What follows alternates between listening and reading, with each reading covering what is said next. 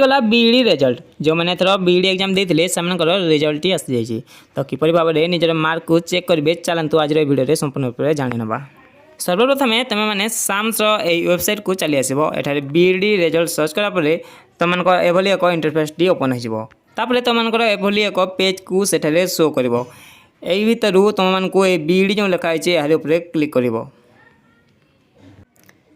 B.Ed पर click कलापर तुमको एभली एक इंटरफेस आसीज जो रही सर्वप्रथम लिंक पर